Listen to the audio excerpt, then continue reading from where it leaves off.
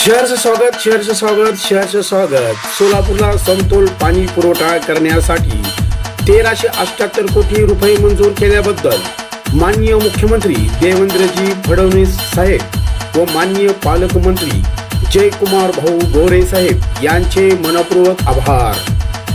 महाराष्ट्र राज्याचे लाडके मुख्यमंत्री माननीय नामदार देवेंद्रजी फडणवीस साहेब देवाभाऊ यांचे सोलापूर पुण्यनगरीत शहर स्वागत विजयी मेळावा व कृतज्ञता सोहळा मंगळवार दिनांक 28 एप्रिल 2026 रोजी सकाळी 11:30 वाजता स्थळ हरिभाई देवकरण प्रशाला सोलापूर। स्वागतोत्सव श्री विनायक रामकृष्ण कोंड्याल महापौर सोलापूर महानगरपालिका सोलापूर।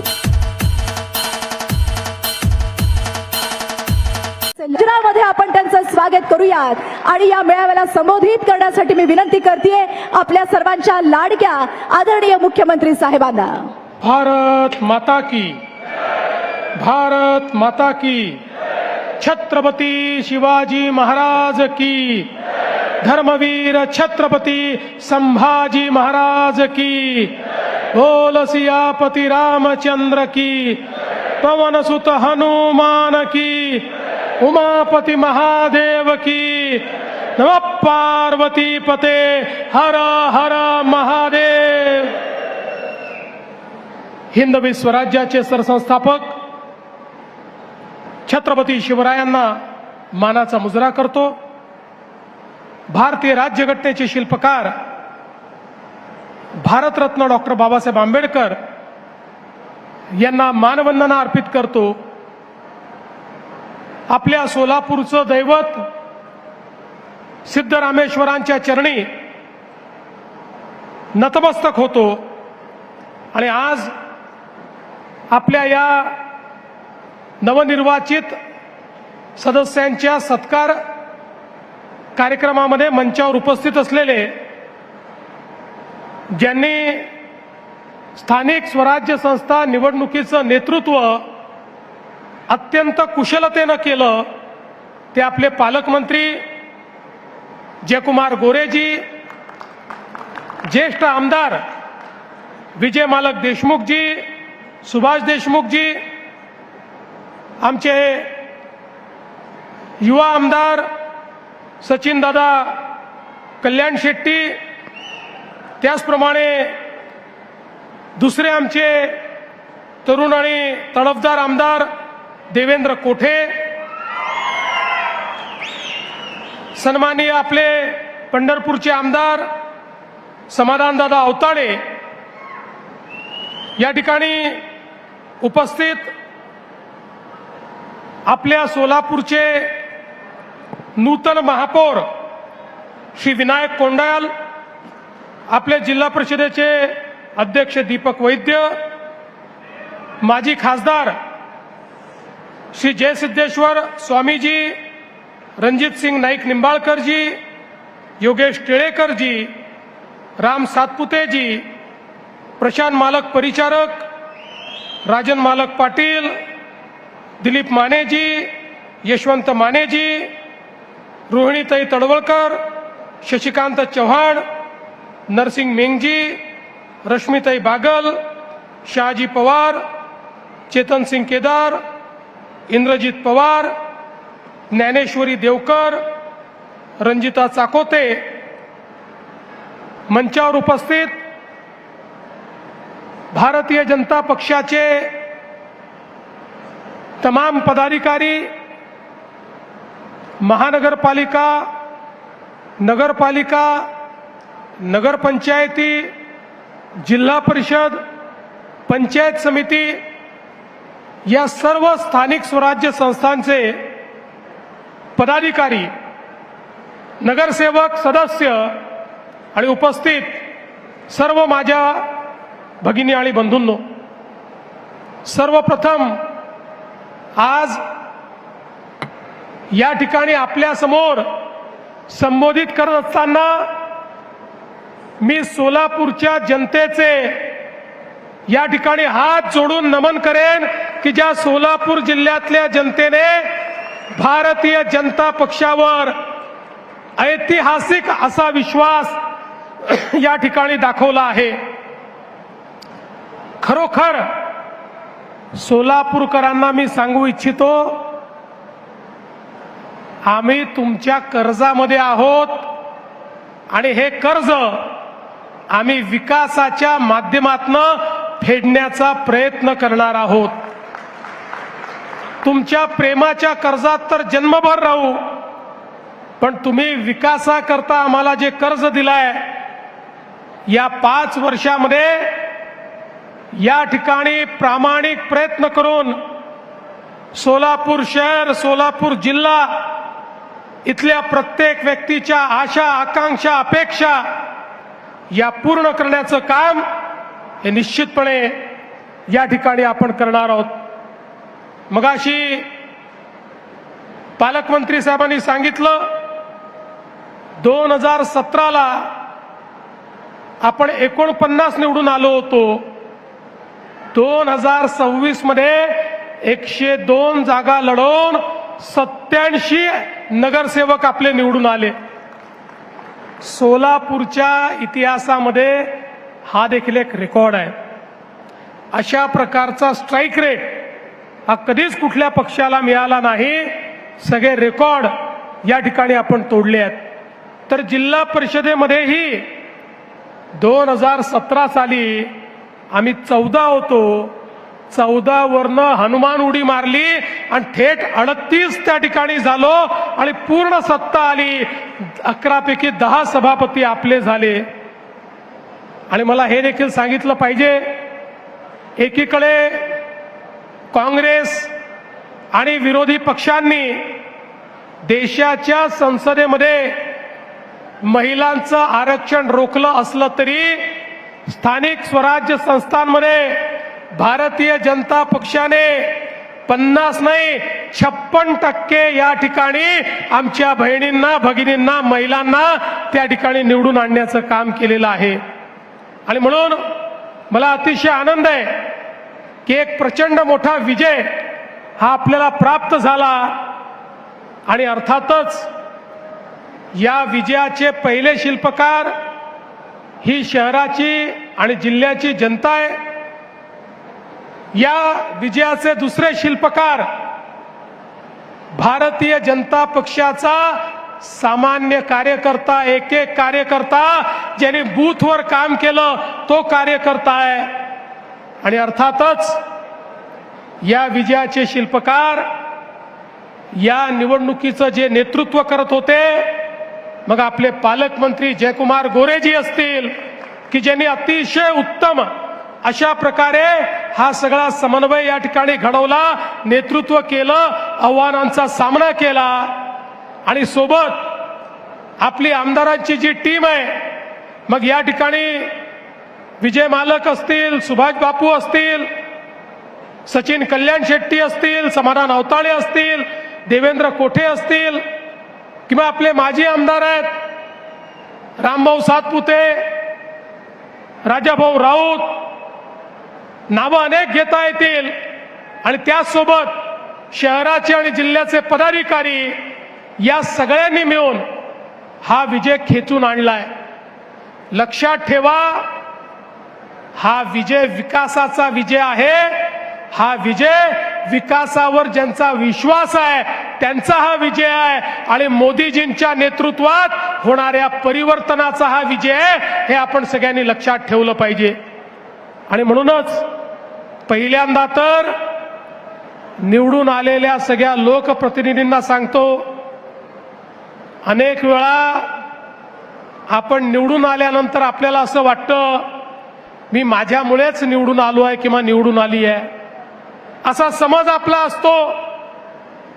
आणि मग त्यातनं आपला व्यवहार बदलत जातो. एक गोष्ट सगळ्यांनी लक्षात ठेवा, लोक जसं तुम्ही केलेला विकास पाहतात तसं लोक तुमचा व्यवहार काय आहे हा देखील पाहतात.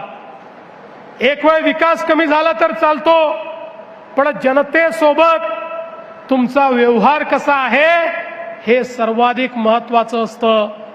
जनतेला विश्वास वाटला पाहिजे की भलेही एखादं काम होणार नाही, पण भारतीय जनता पक्षाच्या लोकप्रतिनिधीकडे आम्ही गेलो, आम्हाला सन्मान मिळेल, आमचं म्हणणं ऐकून घेतलं जाईल आणि आमच्याकरता प्रामाणिक प्रयत्न केला जाईल, अशा प्रकारची भावना जनतेमध्ये तयार झाली पाहिजे.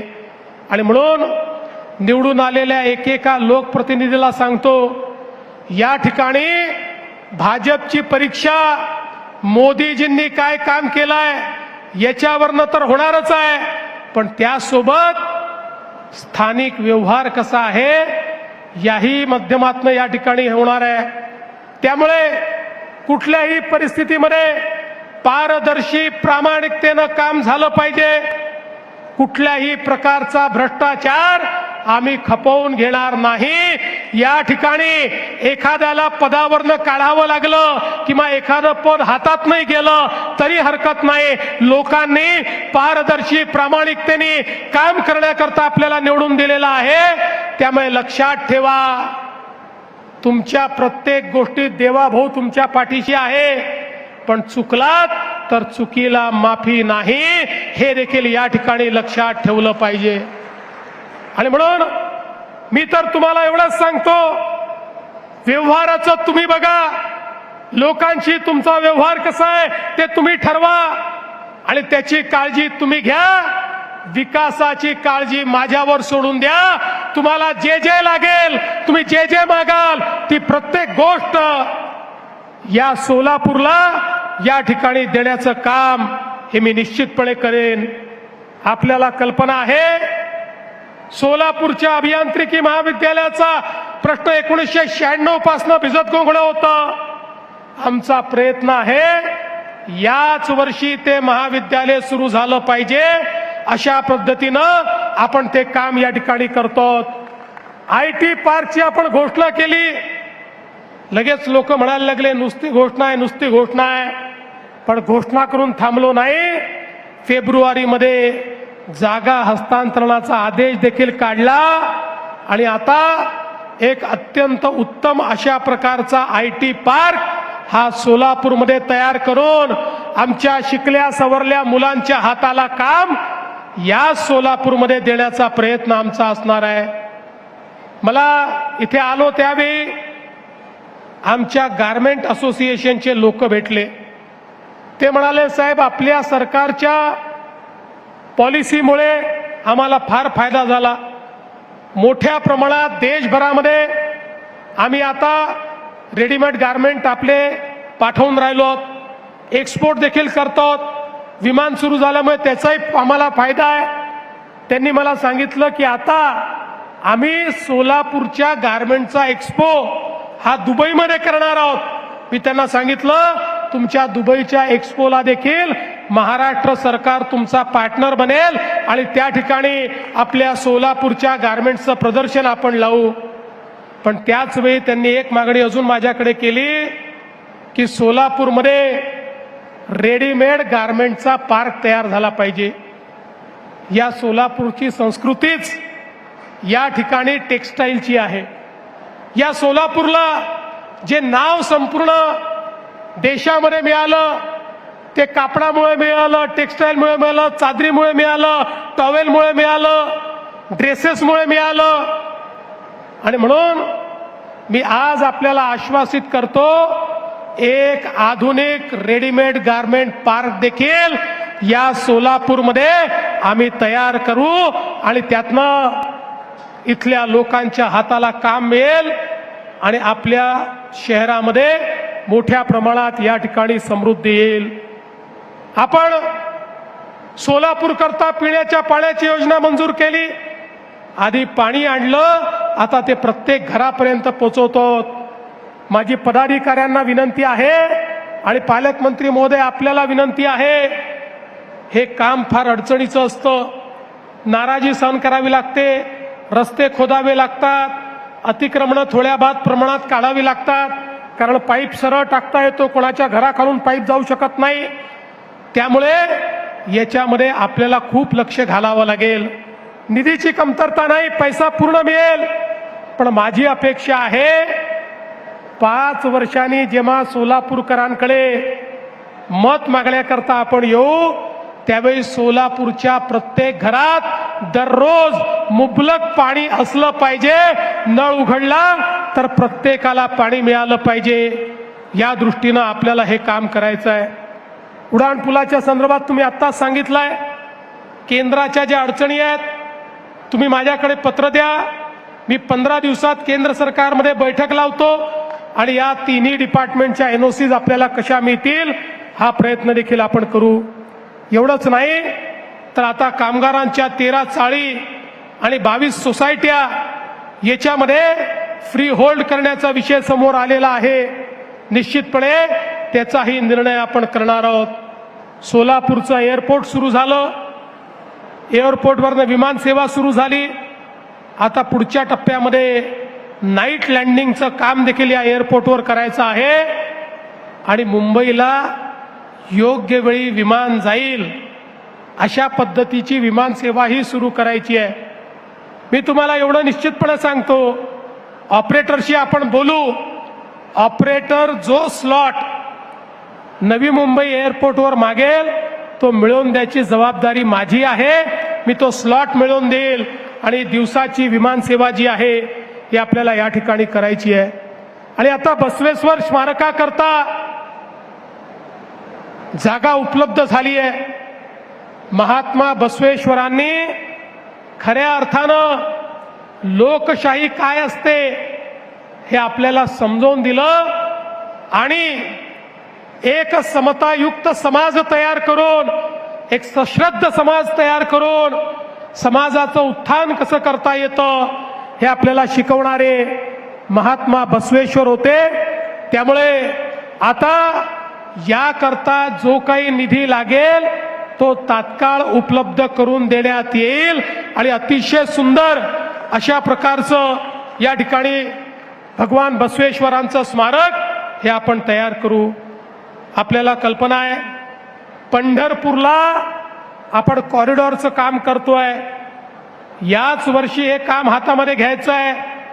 अनेक लोक शंका कुशंका उपस्थित करतात, लोकांना घाबरवण्याचं भडकवण्याचं काम करतात. आम्ही प्रत्येकाला उत्तम मोबदला देतो. ज्याचं दुकान आहे त्याला दुकान देतो. कोणालाही या ठिकाणी त्याच्या धंद्यापासून आम्ही वंचित करत नाही. आणि काही लोक तर या ठिकाणी परिचारक मालक जे कुठल्याही योजनेत बसत नाहीत त्यांच्याकरता स्पेशल पॅकेज देऊन त्यांचंही पुनर्वसन आम्ही त्या ठिकाणी करणार आहोत. त्यामुळे माझी विनंती आहे आणि मी तर हे म्हणेन, आज जे दुकानदार त्या ठिकाणी आहेत, आज त्यांचा जो त्या ठिकाणी धंदा होतो, त्यांची उपजीविका चालते, एकदा आपला कॉरिडॉर होऊ द्या. पांडुरंगाच्या कृपेने त्यांचा धंदा 10 पट नाही झाला तर माझं नाव तुम्ही बदला. इतक्या मोठ्या प्रमाणात देशभरातनं या ठिकाणी माऊलीच्या दर्शनाकरता, पांडुरंगाच्या दर्शनाकरता लोकांना यायचं असतं. खरं म्हणजे केवळ आषाढीला नाही, केवळ कार्तिकीला नाही, केवळ एकादशीला नाही, पंढरपूरच्या विठुरायाचे भक्त इतके आहेत की लाखो लोक रोज या पंढरपूरमध्ये येऊ इच्छितात, पण व्यवस्था नसल्यामुळे येता येत नाही. आता इतका भव्य, इतका दिव्य, इतका सुंदर कॉरिडॉर आपण तयार करणार आहोत की ज्यामुळे पंढरपूर नाही, या सोलापूर जिल्ह्याची अर्थव्यवस्था बदलून जाईल. इतकं जबरदस्त अशा प्रकारचं कार्य हे त्या ठिकाणी आपण करतो. नाशिक, सोलापूर, अक्कलकोट 6 पदरी रस्ता आपण मंजूर केलाय. केंद्र सरकार, मोदीजी 20,000 कोटी देत आहेत. त्यामुळे एक्सपोर्ट करण्याकरता नवीन वाढवण बंदराशी तुमच्या सोलापूरची थेट कनेक्टिव्हिटी होणार आहे. पुढच्या काळामध्ये एक्सपोर्टचा फायदा या माध्यमातून या ठिकाणी होणार आहे. आणि एवढंच नाही तर म्हैसाळ उपसा सिंचन योजनेकरता 1594 कोटी आपण दिले. उजनी धरणामध्ये फ्लोटिंग सोलर आपण त्या ठिकाणी करतो आणि त्या माध्यमातून JW ग्लोबल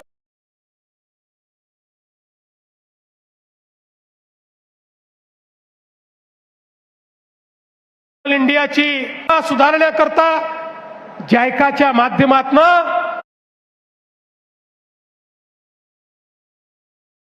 आपण त्याही ठिकाणी उत्कृष्ट अशा प्रकारच्या आरोग्य सेवा या कशा देता येतील याचा देखील प्रयत्न करणार आहोत. हे शहर असो किंवा जिल्हा असो, या जिल्ह्यामध्ये खरं म्हणजे इतक्या मोठ्या प्रमाणात धार्मिक पर्यटनाचा वाव आहे. मी आता इथे येण्याच्या आधी बार्शीला भगवंतांच्या प्रगट दिन उत्सवाला जाऊन आलो.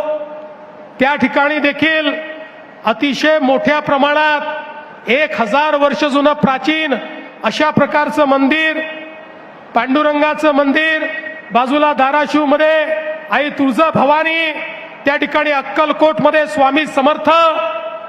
मला असं वाटतं की एक प्रकारे संपूर्ण महाराष्ट्राची आध्यात्मिक शक्ती या सगळ्या पंचक्रोशीमध्ये आपल्याला पाहायला मिळते.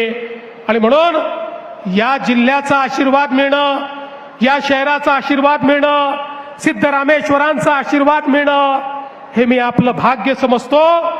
आणि पुन्हा एकदा आपल्या सगळ्यांना, सोलापूरकरांना या ठिकाणी आश्वस्त करतो की सोलापूरकरांनो, आपला विश्वास वाया जाणार नाही. आपल्या विश्वासाला आम्ही उतराई होण्याकरता दिवस रात्र मेहनत करू. आणि आमचे निवडून आलेले लोकप्रतिनिधी हे पारदर्शी प्रामाणिकतेतून आपली सेवा करतील हा विश्वास व्यक्त करतो. पुन्हा एकदा महापौर, उपमहापौर, स्टँडिंग कमिटी चेअरमन, सगळे नगरसेवक, झोनचे सभापती, जिल्हा परिषद अध्यक्ष, उपाध्यक्ष, सर्व सभापती, आमचे नगरपालिका नगरपंचायतीचे अध्यक्ष, उपाध्यक्ष, नगरसेवक या सगळ्यांचं मनापासून अभिनंदन करतो. या रणरणत्या उन्हामध्ये आपण सगळे लोक या ठिकाणी एकत्रित झालात. भारतीय जनता पक्षाला तुफानही थांबवू शकत नाही आणि ऊनही थांबवू शकत नाही हे आपण सगळ्यांनी या ठिकाणी दाखवून दिलं. त्याबद्दल आपल्या सर्वांचे आभार मानतो आणि माझं बोलणं संपवतो. धन्यवाद. जय हिंद, जय महाराष्ट्र.